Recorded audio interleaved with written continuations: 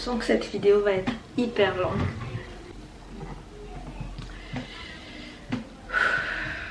Bonjour tout le monde, j'espère que vous allez bien. Désolée, j'ai une voix un petit peu rock. Je recommence à être hyper fatiguée. Je suis en down, en down, up depuis le Covid. Donc là, je suis plutôt en down. J'ai mal dormi aussi en même temps. Et je voulais faire cette vidéo depuis très longtemps. Quand je vous dis très longtemps, en fait, j'ai voulu faire cette vidéo depuis le début de ma chaîne. C'est d'ailleurs la vidéo que je voulais faire en premier sur ma chaîne, mais je n'ai pas eu vraiment l'occasion de me poser et de discuter de ça parce que c'est un sujet quand même assez important. C'est le début de ma vie de femme, je dirais ça comme ça.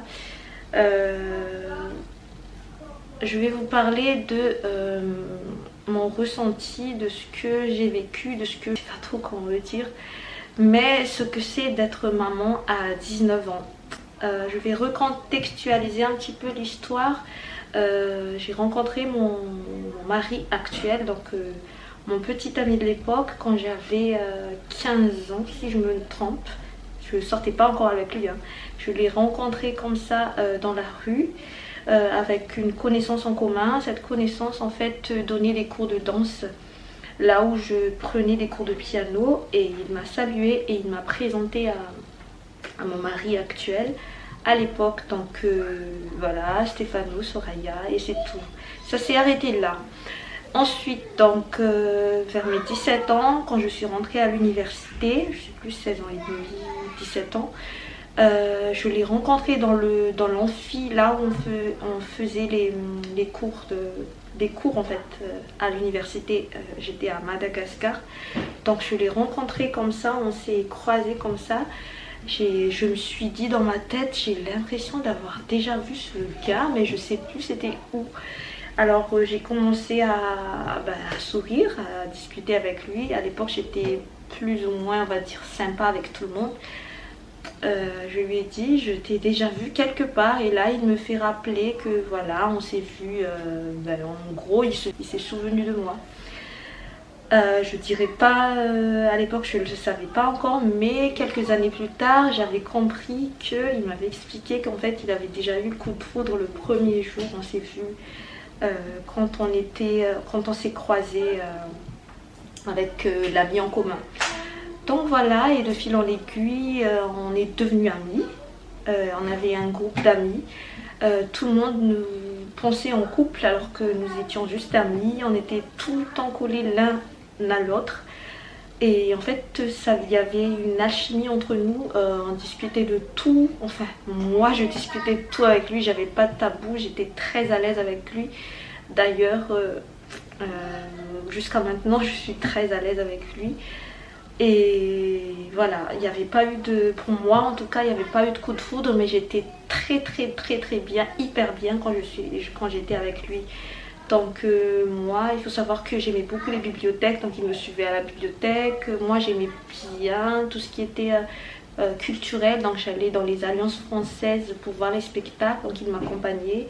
On faisait des cercles à l'époque, même jusqu'à maintenant il y en a encore dans l'université, il y a les cercles.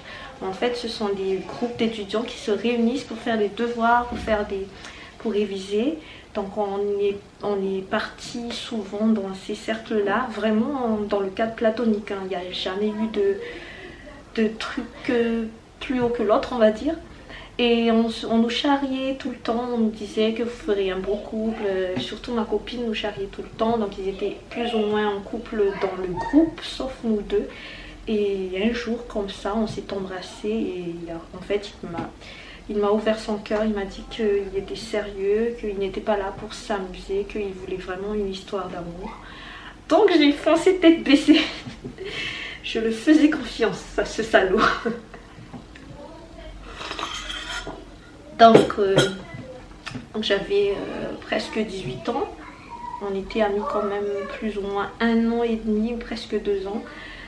Donc j'avais pas encore, là-bas il n'y a pas le carte nationale d'identité qu'à partir de 18 ans. Donc j'avais pas encore mon CIN, et ma mère est très carrée sur tout ce qui est relations sexuelles avant le mariage. Donc on commençait à sortir plus ou moins ensemble, à s'embrasser, il me raccompagnait jusqu'à chez moi. Bref, une histoire normale quoi, de deux ados. Pour moi c'était deux ados, même s'il a 5 ans de plus que moi. Mais on était dans la même classe. Hein. Ce qui est étonnant, c'est que je le trouvais très intelligent, alors que ma mère me disait tous les jours que s'il avait 5 ans de plus que toi, qu'il est dans la même classe, c'est que forcément quelque part il avait des lacunes. En fait, il avait déjà été à l'université d'une autre province et il est reparti donc là, dans la province où j'étais pour reprendre des études. Voilà. Donc, à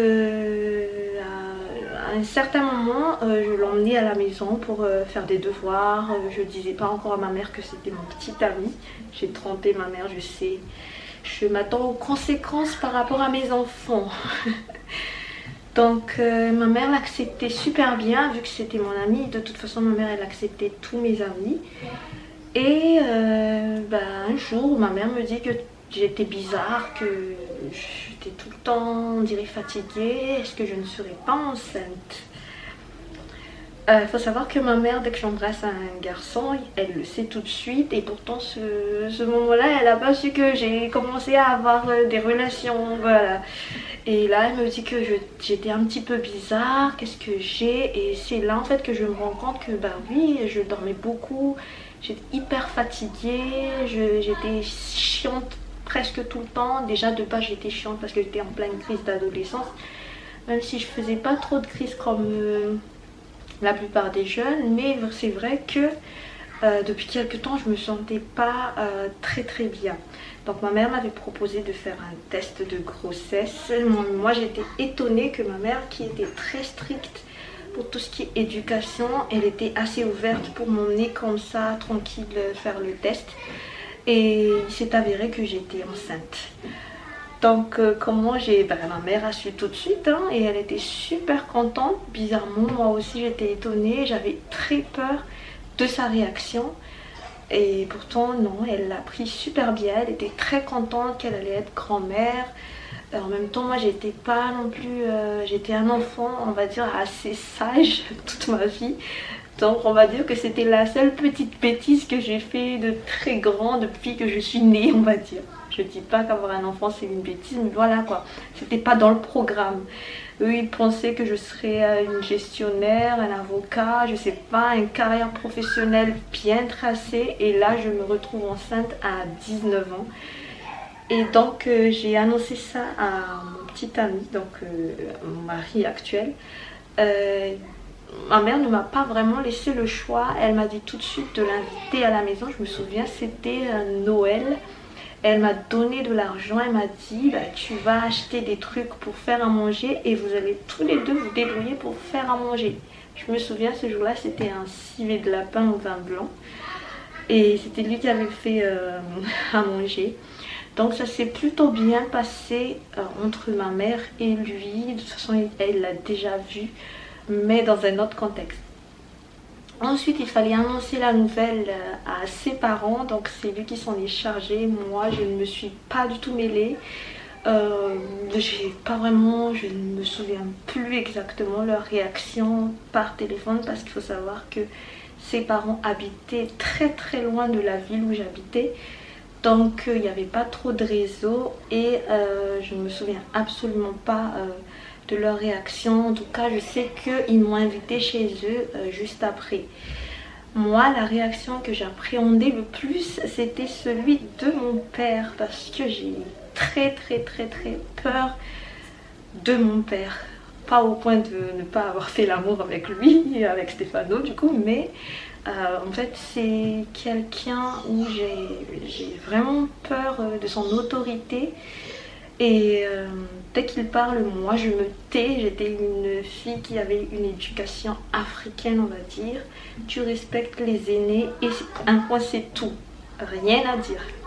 Et mon père à l'époque il était ici à La Réunion, moi j'étais à Madagascar. Donc comment j'ai fait? J'ai envoyé un message tellement j'avais flippé. Je lui ai dit coucou papa, ne sois pas fâché, mais voilà je suis enceinte. Et pendant 2 semaines j'ai éteint mon téléphone pour ne pas avoir sa réponse tellement j'avais peur de lui. Je me rends compte maintenant que j'aurais pas dû faire tout ce cinéma là parce qu'il est en fait un papa très très cool. Mais à l'époque, moi j'avais juste l'image du mec qui m'apprenait les mathématiques, qui quand il arrive à Madagascar me dit que ma chambre n'est pas faite. Donc l'image que j'ai de lui c'était quelqu'un d'autoritaire. Alors, n'hésitez pas à préparer votre tasse de thé parce que comme je vous dis, cette histoire va être super longue. Alors ensuite, donc mon père appelait ma mère pour me dire que dis à Soraya d'ouvrir son téléphone parce que ce n'est pas grave d'être enceinte à 19 ans. C'est pas si grave que ça, elle viendra ici et puis c'est tout. Et en fait 2 semaines après, donc j'ai ouvert mon téléphone et quand il m'avait appelé, je n'osais pas parler, j'étais là, je me faisais toute petite et il me disait ben non mais c'est pas grave, tu sais, tu veux le garder? Et moi j'ai dit bah oui, il est hors de question comment dire, que j'avorte parce que en plus de ça, j'étais à une époque de ma vie où j'étais très très très croyante, j'étais catholique pratiquante, très très pratiquante. Un an avant, j'avais 2 ans avant, j'avais fait ma confirmation et c'est dans la Bible qu'il ne faut pas tuer les enfants, donc j'étais vraiment là-dedans. Et je sais que mon mari n'était pas prêt du tout à l'époque, mais je lui ai dit qu'il soit prêt ou pas, moi je garde cet enfant, je m'en fous, tu le regretteras un jour, tous les menaces qu'on peut dire à un mec quoi. Quand tes hormones déjà ne sont pas très voilà, et qu'en plus de ça il n'est pas prêt alors que toi dans ta tête tu te vois déjà dans 10 ans avec un enfant hyper grand et tout. Donc moi j'étais prête psychologiquement à l'époque, donc j'ai dit à mon père que je ne sais pas du tout comment faire parce que j'ai pas d'argent, j'ai pas d'économie. Il faut savoir qu'en Afrique il n'y a pas l'éducation de l'assistanat, de la caisse d'allocation familiale, de la CMU, il n'y a pas ça du tout. Donc moi dans ma tête je me suis dit si je tombe enceinte, que je l'élève à La Réunion, ça va être loin. Je ne connais personne à part mon père et mes soeurs. Comment je vais faire pour m'en sortir? Comment je vais faire là déjà pour acheter les vêtements de mon bébé? Alors ce que j'ai fait c'est que j'ai utilisé le peu de connaissances que j'avais. Je sais qu'à l'université à 19 ans on peut se dire on pouvait faire autre chose. Moi à partir de 17 ans j'étais déjà dans l'animation, donc je gagnais un petit peu de sous.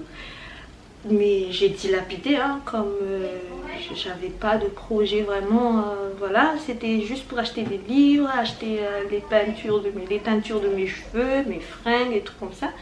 Et là je me retrouve, je me demande qu'est-ce que j'allais faire, comment je vais faire déjà pour acheter les vêtements de cette petite. Moi j'ai pas pensé aux couches, moi je pensais encore aux langes parce que ma grand-mère était encore vivante à l'époque.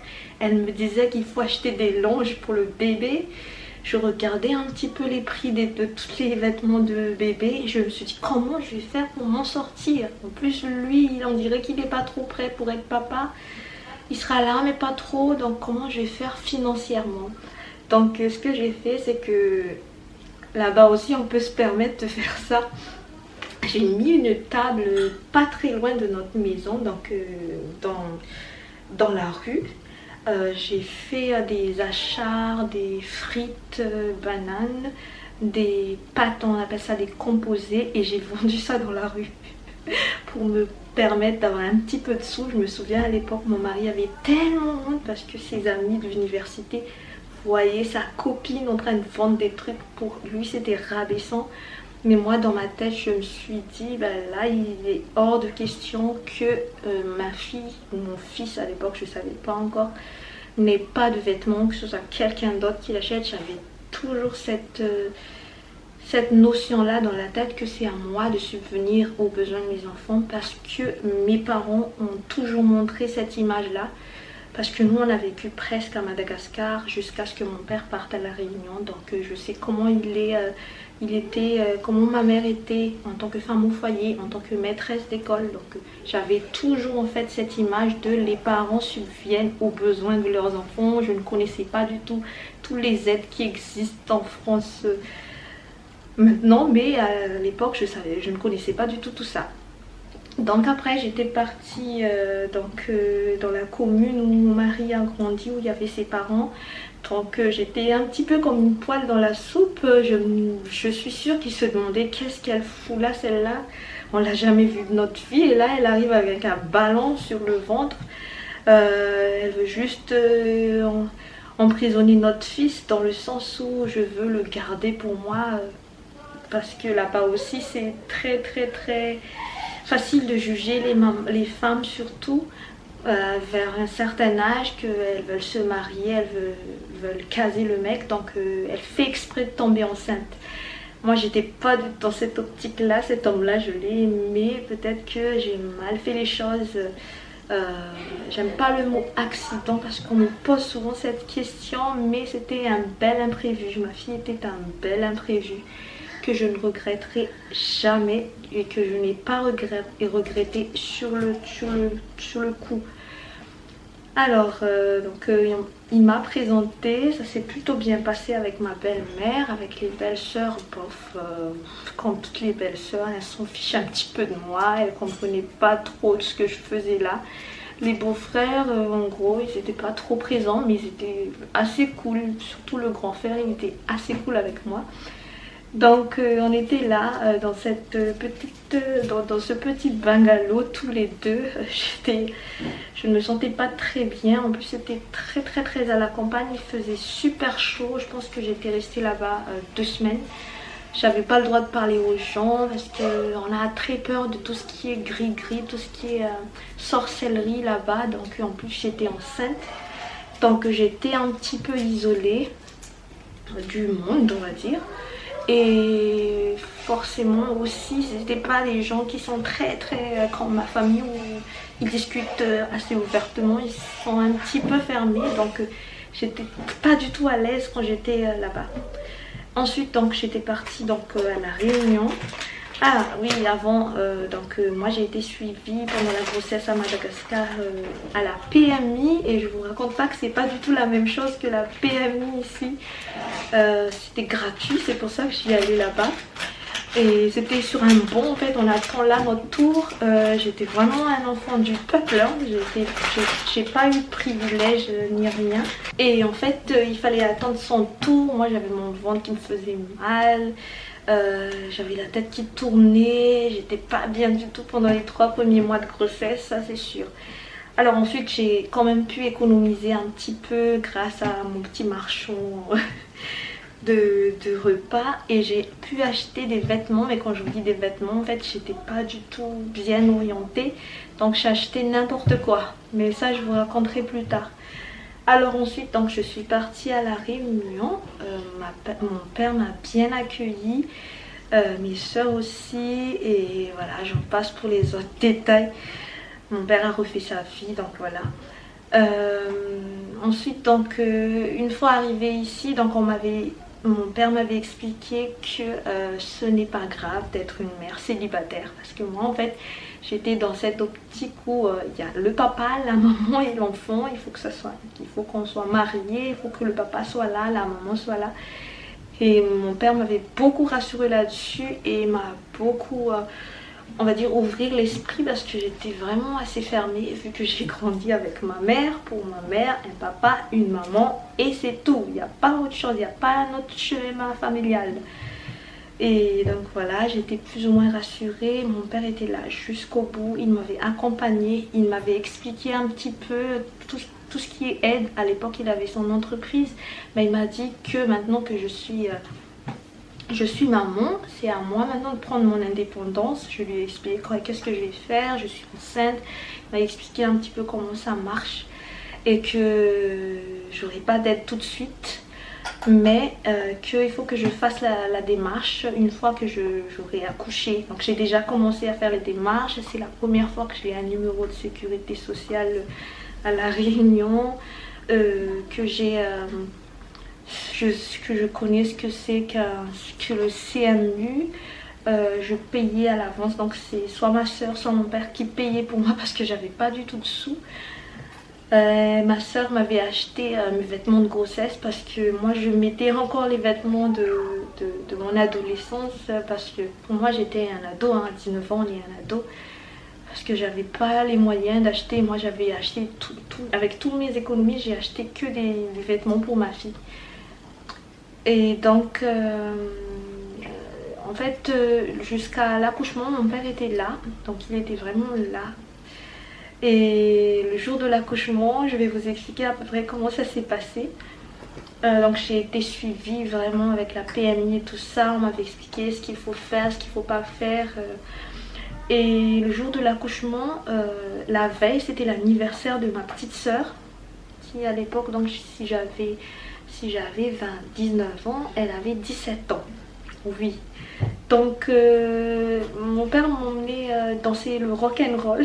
J'étais vraiment enceinte, vraiment enceinte.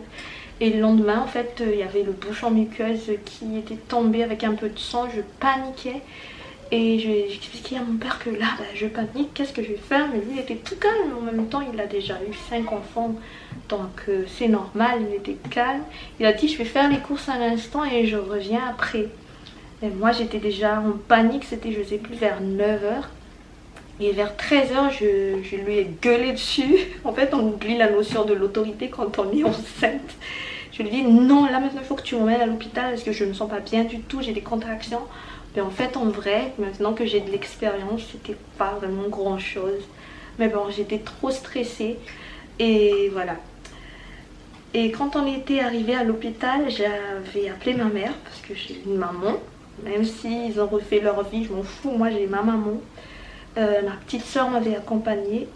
Je n'ai jamais porté un enfant avant ma fille. Un enfant, quand je dis enfant, un petit bébé. Je n'ai jamais eu d'expérience, j'ai jamais fait de babysitting d'un tout petit bébé. En fait, ma fille, c'était le premier bébé que j'ai porté dans mes bras.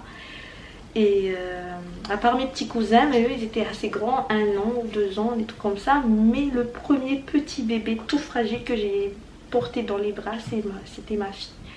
Donc c'était évident que ce sera ma petite soeur qui va m'accompagner. C'était en même temps ma meilleure amie. Donc on était partis à l'hôpital. Et là en fait j'ai expliqué à la sage-femme et tous les personnels soignants que mon copain à l'époque, donc je dis mon copain mais c'est mon mari, il est loin, il est à Madagascar et que je veux l'appeler pendant que j'accouche. On m'avait bien expliqué que c'était impossible, mais moi je m'en fous complètement. Donc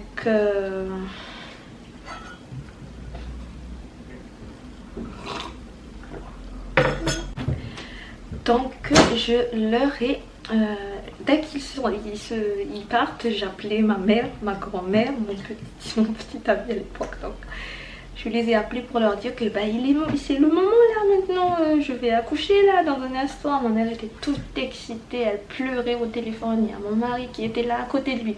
Il est venu exprès à la maison, donc à notre maison de l'époque, pour discuter en même temps main libre, parce que lui aussi à l'époque il était pauvre, il n'avait pas assez de crédit pour m'appeler. Donc ils étaient tous les deux là, plus ma grand-mère quand elle était encore vivante à l'époque. Et ils étaient tous là, on dirait dans un film américain.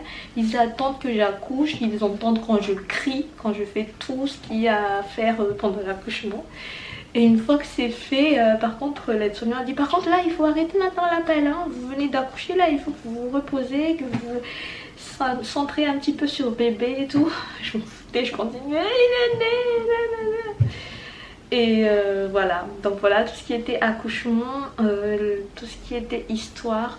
Je vais vous parler maintenant à peu près de qu'est-ce qui a changé dans ma vie quand j'ai eu un enfant, donc du coup à 19 ans. Déjà quand j'avais compris que j'étais enceinte, j'adorais lire depuis très petite. Et mes enfants perdurent cet amour. Je suis très contente parce que dès qu'ils étaient dans mon ventre, en fait, je leur lisais des histoires et je pense que ça a beaucoup aidé pour tout ce qui est l'amour du livre. Et en fait j'ai changé carrément de direction de lecture. J'ai tout de suite, j'ai lu tous les... J'élève un enfant, j'attends un bébé de Florence Pernou, je sais même plus le nom. J'ai lu plein de livres comme ça pour me repérer parce que malheureusement c'est mon enfant quoi. C'est à moi de me voir comment je vais l'élever. Même si c'est pas au livre, mais je préfère les livres que les gens. Je sais pas pourquoi, mais j'ai toujours eu cette idée là dans la tête. J'étais têtue comme une mule là-dessus. On me dit n'importe quoi et du coup je préfère ne croire personne. Je préfère croire les livres. Peut-être que c'est une espèce de protection, mais à l'époque ça m'a beaucoup aidée. Ensuite donc une fois que ma fille était née, je partais tous les jours. Quand je vous dis tous les jours, c'est tous les jours. Même mon père rigolait, mais qu'est-ce que tu fais? Tous les jours j'allais à la médiathèque. Depuis qu'elle est née, depuis que je suis rentrée en fait. Tous les après-midi je vais à la bibliothèque, je vais à la médiathèque. Et en plus il n'y avait pas, à l'époque mon père avait l'internet 3G+, dégueulasse là, qu'il faut attendre 1 an pour que ça charge. À la médiathèque il y avait 1 heure gratuite si je me souviens, si je me trompe pas, de connexion internet quand tu es membre de la médiathèque. Et ça me permettait d'envoyer un petit mail, parce qu'à l'époque c'était des mails aussi, hein, un petit mail à mon chéri qui me manquait, que j'ai hâte qu'on se revoie et tout. Ensuite donc après l'accouchement mon père était parti en voyage d'affaires quelques temps et donc j'étais restée bloquée à la maison. J'avais pas ma mère à côté de moi, alors que si elle était là je suis sûre que ça se serait passé autrement. J'aurais pris plus de temps je pense à me reposer, parce que il faut savoir qu'en Afrique, je dis Afrique quand je dis Madagascar, quand on vient d'accoucher, c'est toute la famille qui s'occupe de l'enfant. Toi, tu es là, tu chill, en fait, tu profites en fait de ta famille, de ta mère, des tantes, de la belle-mère. Mais j'ai pas eu cette chance-là. Je trouve que je ne l'ai jamais eu de toute façon pour mes 6 enfants. Ça me touche parce que je sais que ma mère aurait aimé être là pour moi et moi j'aurais aimé qu'elle soit là pour moi aussi. Mais malheureusement, chacun a refait leur vie. Et elle n'avait pas la possibilité de venir à la réunion. Et franchement, celle qui l'a remplacée, franchement, non merci. Je la comprends parce que je ne suis pas sa fille. Mais vu qu'elle a déjà eu un enfant, je pense qu'elle aurait pu... faire autrement. Et donc c'était plus ma soeur qui s'occupait de moi alors qu'elle était à l'école. Donc en fait, du jour au lendemain, j'ai eu cette maturité là de me dire que voilà, c'est ma fille, c'est à moi de m'en occuper. Je ne pense pas encore financièrement pour l'instant, mais je vais y penser. Parce que moi en fait la notion de l'aide sociale, pour moi ça n'existe pas. Même si mon père m'a expliqué, j'ai fait tous les démarches qu'il m'avait dit de faire. Mais dans ma tête, tant qu'il n'y a pas le pognon qui arrive quoi, je pensais pas à ça. Moi pour moi là je vivais au crochet de mon père, mais pas vraiment... voilà quoi. Pour moi, c'était pas normal que ce soit mon père qui subvienne à mes besoins alors que j'ai fait un enfant. Pour moi, c'était mon mari, donc mon chéri à l'époque, et moi qui devraient subvenir à mon besoin. Donc on avait fait la démarche de mariage, on va dire ça. Oui, projet de mariage, parce que c'est un petit peu compliqué en France. Il y a le projet de mariage quand on veut se marier avec un étranger. Il y a la publication de bons, mais à certains moments on s'est disputé avec mon chéri et j'ai tout annulé. C'est ça le côté encore un peu immature que j'ai. Mais franchement, j'en tiens pas rigueur. Maintenant on est ensemble, on a 6 beaux enfants, c'est aussi quand, mais à l'époque franchement, je sais pas, j'étais pas prête.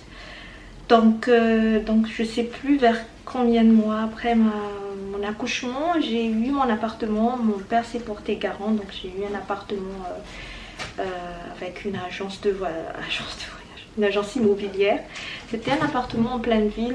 Mon père franchement il a été très bienveillant avec moi du début jusqu'à la fin. Il m'avait expliqué qu'il vaut mieux que tu sois en pleine ville, comme ça quand tu feras tes courses ce sera plus facile pour toi, tu n'auras pas besoin des gens à chaque fois pour t'aider à faire les courses. Et franchement tout ce qu'il m'a dit en fait je l'ai fait. J'étais toute seule à faire mes courses, En fait, je vivais ma vie comme une grande fille, on va dire. Parce que en fait, c'était la première fois de ma vie que je vivais seule, pas de maman. Et tout de suite, en fait, j'étais une maman solo, on va dire. Même si j'ai mon copain, mais à des milliers de kilomètres, pas de possibilité qu'il soit là si demain j'ai un coup de blues ou quoi que ce soit. J'étais vraiment toute seule. Et voilà, donc j'ai grandi très vite, on va dire. Les choses que je n'ai pas pu faire, on pourrait dire qu'à 19 ans, on a pu déjà profiter de la vie, dans le sens où il y a des jeunes filles de 17-18 ans qui vont en boîte, qui boivent, qui fument. En fait, moi j'ai un train de retard là-dessus. J'ai jamais, jusqu'à maintenant, là j'ai 32 ans, bientôt 33, je n'ai jamais mis les pieds dans une boîte. En même temps, je m'en fous. Je n'ai jamais fumé de ma vie. En même temps, je m'en fous aussi. Je n'ai jamais été ivre. Ivre dans le sens où on va dans une fête et voilà, on fait la fête, on se bourre la gueule. Et voilà. Donc j'ai pas eu cet aspect-là de ma vie. Mais en gros, je m'en fous. Le truc que je pense que je regrette un petit peu, c'est tout ce qui est voyage et tout ce qui est études. Ah oui, il faut savoir que quand j'étais enceinte, quand j'ai annoncé à mon père que j'étais enceinte, il m'a tout de suite expliqué que par contre, il est hors de question que tu arrêtes tes études. Tu es quelqu'un d'intelligente, tu t'es toujours bien débrouillée. Tu vas continuer tes études ici à La Réunion, comme ça, tu seras une maman étudiante, mais tu vas continuer tes études. Donc moi, en fait, tous les cahiers de l'université, je peux vous le montrer même tout à l'heure, de mon université à Mada, je les ai emmenés ici. Donc pendant tout le long de ma grossesse, je continue à faire les exercices de compta, de mathématiques financières, en fait, je continuais à bosser pendant la grossesse et mon père m'emmenait à un prof de compta quand j'étais chez lui pour m'aider à faire les devoirs. En fait, j'ai de la chance, je pense, d'avoir des parents comme le mien. Mais c'est moi qui avais trop d'appréhension alors que ce sont les parents, je pense, le plus cool du monde. Et en fait, pendant la grossesse aussi, il m'avait expliqué qu'ici, il y a ce qu'on appelle les crèches. Je connaissais pas ça. Et qu'il fallait faire la demande très en avance. Donc, comment vous dire que quand j'étais enceinte, j'ai fait la demande. C'est au bout de mon 4e qu'ils m'ont appelé pour ma première, deuxième, non, au bout de ma 3e. Ben, en fait, j'ai renouvelé à chaque fois la demande aussi pour les autres enfants qui sont nés après. Mais bizarrement, ils m'appellent, je sais pas, peut-être qu'ils se sont trompés. Mais ils m'ont appelé pour ma première si je cherche encore une place à la crèche. Ma fille, elle avait 3 ans, elle était en âge d'aller à l'école. C'est là qu'ils m'appellent pour me demander si je suis encore intéressée pour une place à la crèche. Alors que moi, j'aurais été intéressée pour la 2e ou la 3e. Malheureusement, j'ai pas repris mes études parce que j'étais vraiment dans ce monde de maman. Ça aussi, c'est... Je pense que si les gens... je ne vais pas jeter les pierres aux gens, mais franchement, j'étais, comme je dis, j'étais très mature, mais en même temps, j'étais vraiment encore un ado. Parce que mon père me disait tout le temps, arrête de vivre pour ta fille, il faut que tu vives avec ta fille. Il ne faut pas que tu vives pour ta fille. Mais moi, je l'entendais pas comme ça. Pour moi, c'était une attaque. Pour moi, c'était une manière de me séparer de ma fille. Donc, j'acceptais pas du tout, en fait, cette leçon de morale qu'il me disait tout le temps. Après, tout ce qui est... qu'est-ce que j'allais dire ? Comment je me comportais en tant que maman à 19 ans. En fait, j'étais vraiment une... Je pense qu'il n'y a pas pire que moi. Franchement, je ne laissais personne toucher à ma fille. Il faut prendre un mouchoir avant de toucher à ma fille. Il faut nettoyer le poignet de porte. Il faut tenir un mouchoir quand on ouvre le poignet de porte. J'emmenais ma fille dans les toilettes quand je faisais pipi, quand je faisais ma douche. Je l'emmenais avec moi parce que j'ai très peur qu'il lui arrive quelque chose. Les gens en fait ont tendance à croire que je faisais ça par méchanceté, mais non, j'avais peur en fait qu'il lui arrive quelque chose. Et j'ai plus fait ça au bout de 2, 3e. En même temps, les gens n'osaient plus toucher mes autres enfants. Mais franchement, à l'époque, j'étais très protectrice. Je pense que déjà, c'est de mon caractère d'être protectrice. Mais ça n'a pas arrangé les choses aussi d'avoir un enfant. La douleur, je pense que le premier enfant, c'était pas terrible. C'était pas vraiment... Je peux vous dire que maintenant, c'était pas la pire douleur que j'ai vécue pendant la grossesse. Si je devais refaire tout ça, je le referais. Et est-ce que je ferais exactement la même chose? Je pense que oui. Parce que je ne peux pas être quelqu'un d'autre que j'ai été pendant toute la grossesse et pendant en fait, ma première période de maman. J'étais vraiment moi-même. J'avais gagné aussi du courage dans tout ce que je faisais. Même si j'étais restée mère au foyer depuis très longtemps, franchement je regrette pas parce que mes enfants sont en bonne santé. Ma fille en tout cas, elle était en bonne santé, elle n'a jamais été vraiment très malade. Je l'ai allaitée jusqu'à ses presque 3 ans, donc c'est 2 ans et demi. Franchement je suis hyper fière de moi, de mon parcours. Maintenant mon mari regrette absolument pas que j'ai gardé notre fille. D'ailleurs il est très fier d'elle. Je suis très fière d'elle aussi. Maintenant elle a presque la même taille que moi. Ses chaussures ont dépassé le mien depuis longtemps maintenant. Voilà. Le seul truc en fait que je dirais c'est... je pense que beaucoup de Français ne se rendent compte de la chance qu'ils ont d'avoir une aide sociale, une protection sociale. C'est pas donné à tout le monde. Comme je dis, je stressais vraiment quand j'étais encore à Madagascar. Je ne savais pas que ça existait. Ça t'aide en fait à une certaine période de ta vie. Maintenant, moi j'ai évolué. Je ne dis pas que je n'ai plus besoin d'aide, non, c'est pas ça. Mais franchement, j'ai évolué. Je ne suis pas restée là où j'étais quand j'ai eu mon enfant à 19 ans. Le seul lacune que j'ai, justement, c'est la lacune étude, on va dire. Je ne me sens pas assez remplie intellectuellement. Et c'est pour ça que je suis toujours à la recherche de connaissances, de compétences, pas forcément universitaires, mais j'ai toujours besoin en fait de comprendre des choses, j'ai toujours besoin de faire des projets, de m'accomplir.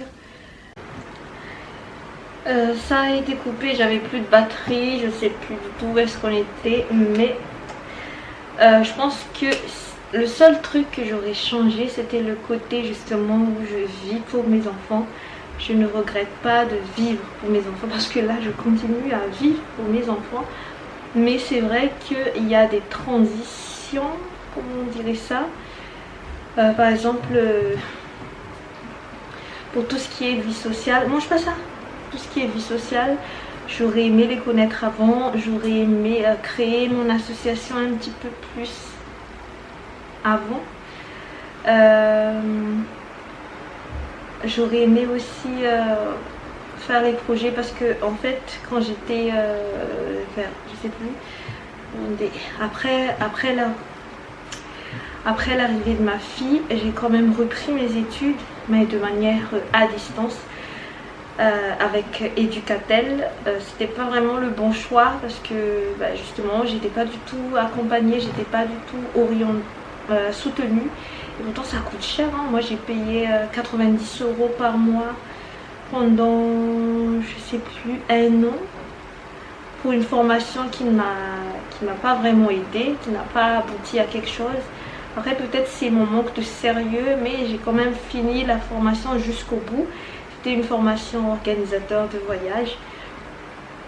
Après,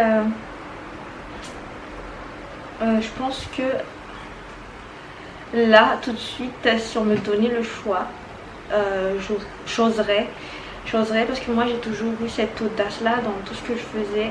Je m'en fous, j'y vais tête baissée, je réfléchis, hein, mais j'ai pas trop peur de l'inconnu. Enfin, j'ai peur de l'inconnu, mais j'ai pas peur de faire des projets. Par exemple, il n'y a pas trop longtemps, j'ai fait une formation avec Open Classroom, donc c'est une formation de création de site web. Je l'ai fini jusqu'au bout, plus mon association, plus l'école à la maison. Pour moi, en fait, j'ai besoin de m'accomplir, comme je dis il y a un instant. J'ai besoin de m'accomplir à chaque fois et je ne suis toujours pas encore au bout de mon accomplissement. Ce qui explique que je ne vais pas vous dire que je ne suis pas heureuse. Je suis heureuse dans un certain côté de ma vie. Tout ce qui est vie de maman, vie de famille et tout ça. Mais quelque part, j'ai encore ce besoin-là de m'accomplir professionnellement, personnellement, indépendamment de mes enfants. Il y a 10 ans, je n'aurais pas tenu ce discours-là parce que j'ai été très satisfaite de ma vie de femme, de ma vie de maman. D'ailleurs, il y a aussi ça. En fait, quand j'ai accouché de ma fille, mon corps en fait, a pris un sacré coup. Franchement, c'était tout en fait. J'étais quelqu'un de très fine. Là, j'ai gagné les vergetures, le ventre, le corps qui a complètement, on va dire, déformé. J'étais pas, je pense, assez soutenue de ce côté-là parce que franchement, un garçon qui m'a vue toute menue, toute jolie et du jour au lendemain, je reviens comme ça avec un bébé dans la main. Et en plus grosse, moche, avec tous les acnés parce que moi j'ai jamais eu d'acné de ma vie sauf quand j'étais enceinte et quand j'ai accouché. À l'époque je ne le comprenais pas parce que déjà pour moi personnellement c'était un choc, mais en plus que lui il ne comprenait pas, c'était un peu compliqué pour moi. Ce côté là, donc là je parle de tout ce qui est aspect physique, donc je me suis vraiment laissée aller.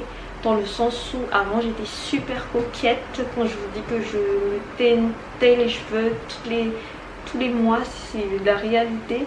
Et du jour au lendemain en fait je ne me souciais absolument plus de mes vêtements, de comment je suis, de mes cheveux gras. En fait j'ai complètement oublié ce que j'étais et je me suis consacrée 100% à ma fille.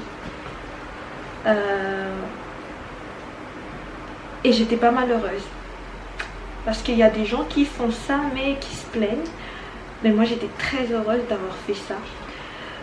Les gens ne comprenaient pas forcément, mes proches me disaient que je me laissais aller, il faut que je m'occupe de moi. Mais moi je voyais pas ça, moi je voyais ma fille qui s'épanouissait. Je la voyais se développer. Tout ce qu'elle fait en fait me fascinait, me passionnait. Et j'en ai rien à faire de tout ce qui était aspect physique, mes habits et tout ça. Je vivais vraiment pour ma fille. Et je pense que si j'avais eu un enfant à 30, 25, 26 ans, je ne pense pas que j'aurais été comme ça. Je pense que c'est le fait que pour la première fois de ma vie, il y a un être. J'étais jeune, j'étais insouciante. Mais du jour au lendemain, pour la première fois de ma vie, il y a un être en fait qui dépendait que de moi. C'était magique, c'était incroyable, c'était je pense nécessaire pour moi, pour que je puisse être mature. Et voilà. Je pense que j'ai fait un petit peu le tour. Je sais pas trop en fait comment j'allais diriger cette vidéo, mais je pense que j'ai fait un petit peu le tour. Là maintenant tout de suite je ne me comporte pas du tout de la même manière que je me suis comportée avec ma grande. Donc là maintenant elle est grande. Avec ma petite dernière j'ai changé. Je suis toujours autant protectrice. J'ai beaucoup d'intuition. Je sais tout de suite quand mes enfants ne vont pas bien. Je comprends d'un seul regard qu'il y a quelque chose qui se passe. Mais c'est vrai que le côté où je me prenais toute la responsabilité, j'aimerais maintenant que quelqu'un me dise viens je t'aide. Mais vu que j'ai habitué mon monde, on va dire mon entourage à aspect de moi où je suis hyper protectrice, hyper maman poule. On n'ose plus vraiment me demander si je suis fatiguée, si j'ai besoin d'aide, parce que en fait j'ai montré trop le côté indépendante, le côté où je n'ai besoin de personne, je fais toute seule, voilà. Et d'ailleurs c'est hyper compliqué pour moi, par exemple quand on va à Madagascar, quand on part en vacances, de confier par exemple mes enfants à ma belle-mère, à ma mère, parce qu'ils sont très fusionnels avec moi, pas forcément avec le papa mais vraiment avec moi. Pour preuve, là ça fait maintenant 13 ans que je suis maman, donc bientôt 13 ans. Je n'ai jamais laissé, même ma plus grande, plus de, je sais pas, je pense que la plus longue période où j'ai laissé ma fille, c'était 1 semaine, et c'était avec ma mère. Et ça a été bloqué en 1 semaine parce que on ne pouvait plus rester seule avec ma mère, parce qu'ils avaient besoin de moi, parce qu'ils pleuraient, parce que maman c'est autre chose, c'est pas grand-mère, c'est pas papy, c'est pas mamie, voilà. Donc voilà. Après je regrette pas hein, comme je dis, mais c'est vrai que cet aspect là j'aurais aimé de temps en temps quand je pars en vacances de laisser un petit peu les enfants avec la belle famille, avec ma mère, tout ça, mais c'est impossible. C'est impossible et je pense que même dans 5 ans ce sera toujours impossible parce qu'ils sont comme ça, parce que je les ai élevés comme ça. Et pourtant quand ils font des activités ailleurs, ils ne pleurent pas, mais en fait c'est cette séparation de je te confie mes enfants pour quelques jours. Non, c'est impossible pour eux, c'est inconcevable. Voilà. Ensuite, si je donnais un conseil à une gamine qui vient d'apprendre qu'elle est enceinte à 19 ans, 16 ans, 17 ans, si en fait moi j'aurais aimé qu'on me dise que j'ai bien fait les choses, j'aurais aimé qu'on ne me dise pas à chaque fois que je vis pour mes enfants, j'aurais aimé qu'on me dise qu'il y a une vie d'une manière plus bienveillante, on va dire, qu'on me dise qu'il y a une vie à part le fait d'être maman, mais de manière bienveillante, pas de manière cassante, pas de manière non mais tu t'y prends mal. Donc moi je dis, si vous êtes sûr à 100% que vous allez vous engager à vous occuper de cet être humain, parce que cet être humain va dépendre de vous pendant des années, n'écoutez personne, écoutez votre cœur, écoutez tout ce qui est possible. Je ne dis pas que allez lire tous les livres du monde comme moi j'ai fait, je ne dis pas n'écoutez personne, mais écoutez d'abord vous. Est-ce que vous serez capable de vous en occuper? Parce que même s'il y a le papa, il y a la grand-mère, le papy, la mamie, c'est toi qui vas t'occuper principalement de cet enfant, c'est toi qui vas le porter pendant 9 mois. S'il y a des difficultés, si elle va tomber malade, je parle elle parce que je pense à ma fille. Quand elle était malade, c'est moi qui dormais pas. Quand elle ne faisait pas ses marches, comme tout le monde disait, à 12 mois normalement il faut qu'elle marche. Je m'en prenais plein la tranche. Quand elle marchait, on va dire que c'est parce que c'est de famille. Quand elle est jolie, quand elle est propre, quand elle est intelligente, c'est de famille. Mais quand il y a une petite erreur quelque part, c'est de ta faute. Donc il faut avoir les épaules assez solides pour supporter tout ça. Moi je me suis enfermée, je ne voulais pas écouter tout ça. Donc je me suis un petit peu enfermée. Mais il faut savoir que quelque part il y a de la bienveillance. Quelque part il y a des mamans comme toi qui auraient aimé aussi être soutenues. Donc mets-toi avec les bonnes personnes. Mélange-toi avec les bonnes personnes, ne reste pas seule comme moi j'ai fait très longtemps, mais ne te mélange pas non plus avec des gens négatifs qui vont te faire remettre en question en fait toutes tes valeurs, toutes tes croyances, tout ce que tu veux faire de ta vie. Voilà, je vous fais à tous de gros bisous parce que là la batterie est encore, voilà, je l'ai chargée vite fait pour finaliser cette vidéo. Et posez-moi vos questions si vous voulez, ou laissez un petit cœur, un petit commentaire. Et vous, à quel âge avez-vous eu votre premier enfant?